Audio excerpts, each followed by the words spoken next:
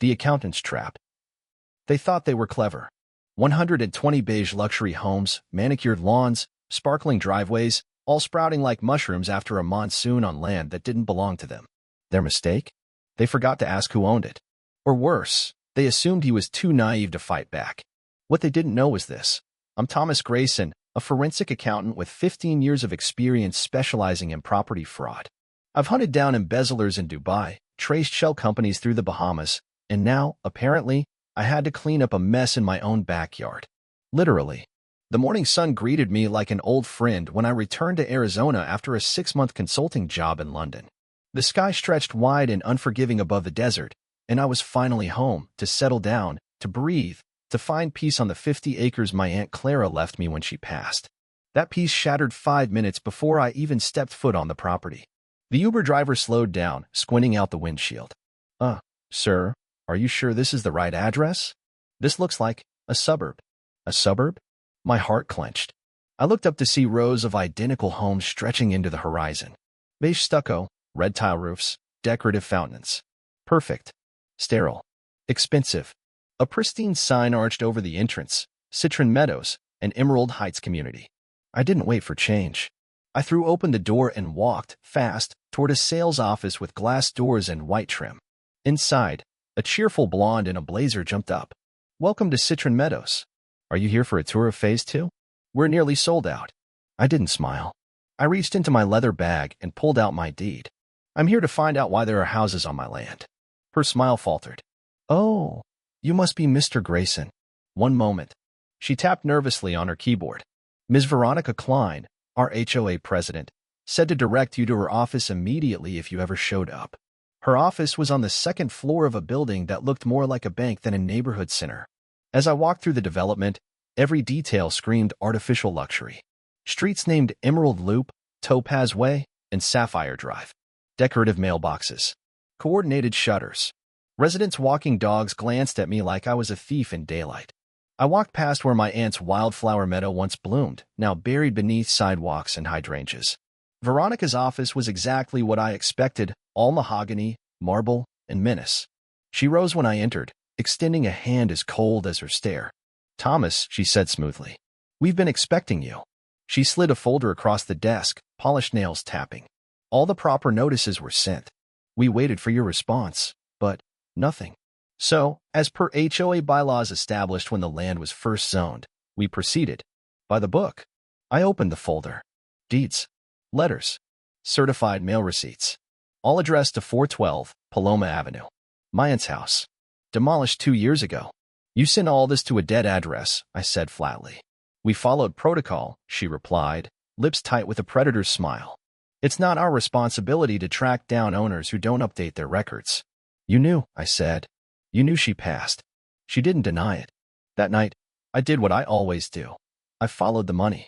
By dawn, I had tracked 15 other properties absorbed by Emerald Heights under suspicious circumstances. All involved elderly owners. All involved outdated addresses. All now neatly folded into Phase 2, Phase 3, and future developments. At 10 a.m., I met a whistleblower at a dingy coffee shop outside town.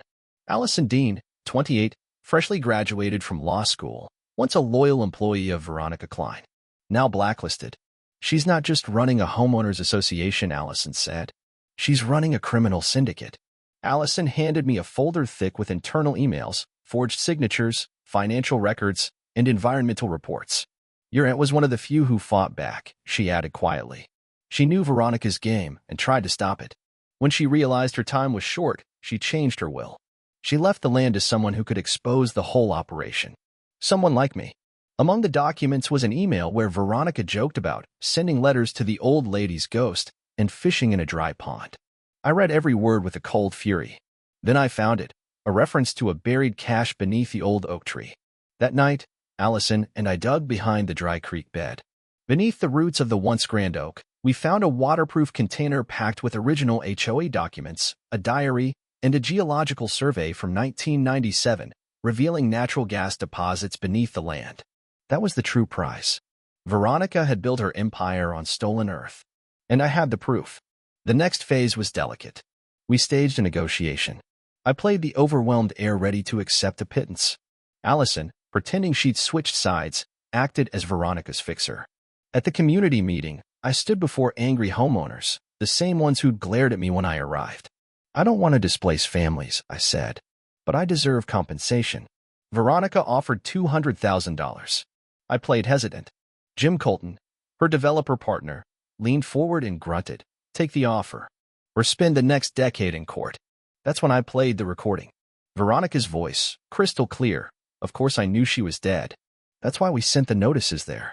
By the time her nephew caught on, we'd owned the whole damn valley. The room erupted. Then came the environmental report. Contamination 3 times over legal limits. Covered up. Ignored. Homeowners began shouting. Some cried. "You built our homes on poison land?" A woman screamed. Veronica tried to flee. She found the exits blocked by angry residents. In the following days, documents flowed to the FBI. Financial records, offshore accounts, wire transfers, photos, emails, signed affidavits, even a blueprint for a resort to be built where my aunt's cottage once stood, a plan titled Project Clean Sweep. Then came the big reveal. Veronica had ties to a U.S. senator. Campaign donations, phone logs, promises. But the more she struggled, the deeper she sank. We recorded her offering Allison $1 million to steal evidence and vanish. We traced HOA funds routed to shell companies. Then, on a Friday night, I met Veronica at a warehouse wearing a wire. She handed me a duffel bag with $8 million in cash. She thought she was buying silence. Instead, she confessed. The FBI swarmed moments later. Veronica screamed as they cuffed her. "You don't understand. This is bigger than me." It was. And the entire network came crashing down. Senator Alan Bexley resigned in disgrace. Jim Colton was caught at the border. 32 public officials were indicted across 6 states. 37 charges filed against Veronica Klein. She was sentenced to 25 years in federal prison with no possibility of parole. But the story didn't end there. I sold each home back to its current occupant for the original purchase price, minus fraud fees. The natural gas rights were placed in a community trust. The HOA bylaws were rewritten by vote. The profits went into environmental cleanup and community improvement. The neighborhood that had once rejected me now welcomed me as a hero. Allison started her own legal firm defending homeowners.